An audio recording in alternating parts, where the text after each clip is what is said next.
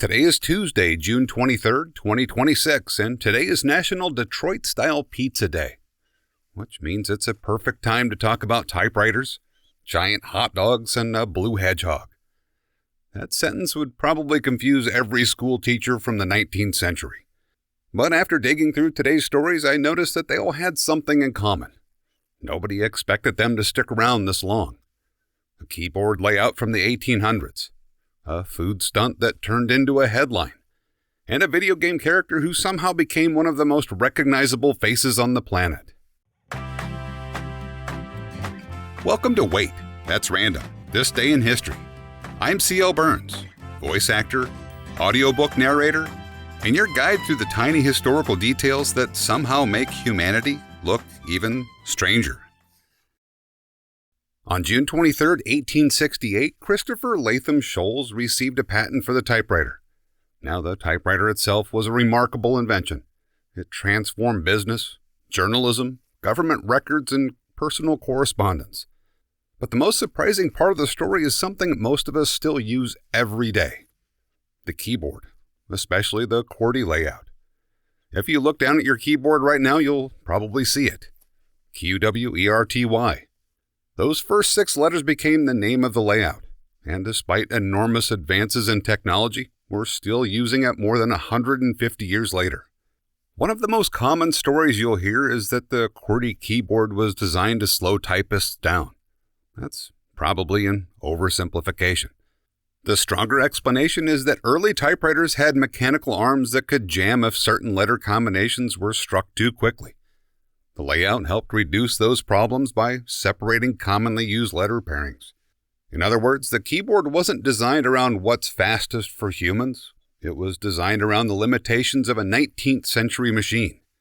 And somehow, that solution became so widespread that it survived the disappearance of the problem it was created to solve. Modern keyboards don't have type bars that jam. Computers certainly don't. Yet the layout remains. It's one of those fascinating examples of history quietly lingering beneath modern life. Every time you send a text, write an email, or search for something online, you're using a design influenced by the needs of a machine built before airplanes existed. And speaking of things humans become strangely attached to, let's talk about food. Specifically, food that has become unnecessarily large. On June 23, 1983, a record-setting hot dog captured public attention by becoming one of the longest ever created. Now, if you've listened to this show for any length of time, you probably noticed something. Human beings love taking ordinary objects and making them absurdly large. Large pumpkins, large balls of twine, large rubber ducks, and apparently very large hot dogs. What's fascinating isn't the hot dog itself. It's the fact that people consistently decide these are worthwhile goals. At some point, a group of adults had to gather together and ask, how long can we make a hot dog? And instead of laughing and moving on, they committed to finding out. The final product stretched far beyond anything a reasonable lunch would require. Yet that's not really the point. The point is spectacle. People like records. People like novelty. People enjoy seeing something that shouldn't exist. One thing I appreciate about stories like this is that they're reminders that history isn't only wars, politics, and major inventions. Sometimes it's simply a group of people deciding to do something ridiculous because it sounds fun.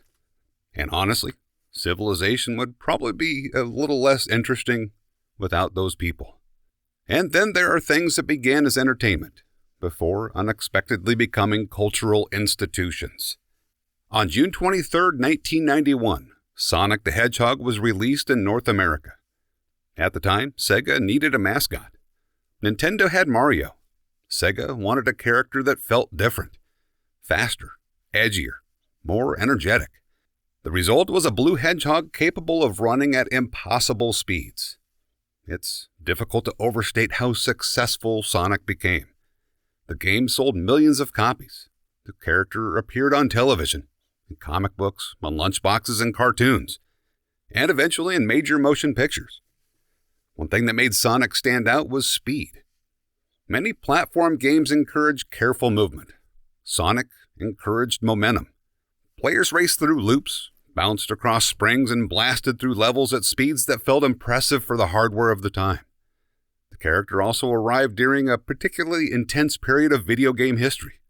The rivalry between Sega and Nintendo became one of the defining entertainment competitions of the 1990s. For many kids, it wasn't just about games. It was about choosing sides.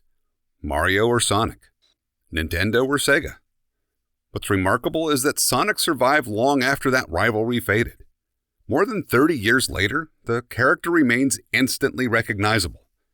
That's a level of staying power most companies would love to achieve.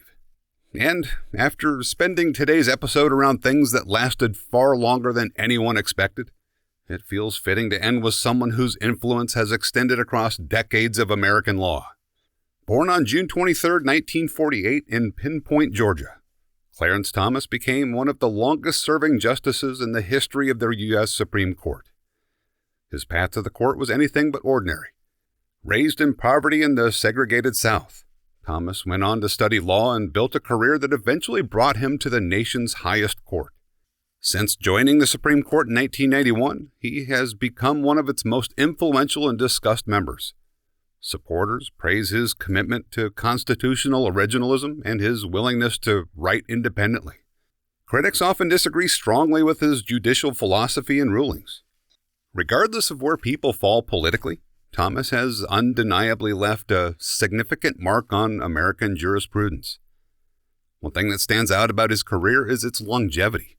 Court decisions can shape society for generations, and Thomas has spent decades participating in some of the most consequential legal debates in modern American history. Looking back across today's stories, I kept noticing how often the future ignores our expectations. A keyboard layout designed around 19th century machinery survives into the smartphone era. A video game mascot created to compete with Mario remains famous decades later. And somewhere along the way, people became invested in building giant hot dogs. History doesn't always preserve what seems most important at the time. Sometimes it preserves what's useful. Sometimes it preserves what's entertaining. And sometimes it preserves something simply because people grow attached to it. Anyway, that's what I ended up finding while working through June 23rd. And before I go, here's today's oddly appropriate quote. "The reasonable man adapts himself to the world. The unreasonable one persists in trying to adapt the world to himself." George Bernard Shaw. If you'd like to hear more of my work, narration, podcasts, or other projects, you can find it all at waitthat'srandom.com. I'm C.L. Burns, and thanks for wandering through history with me for a while. I'll see you tomorrow.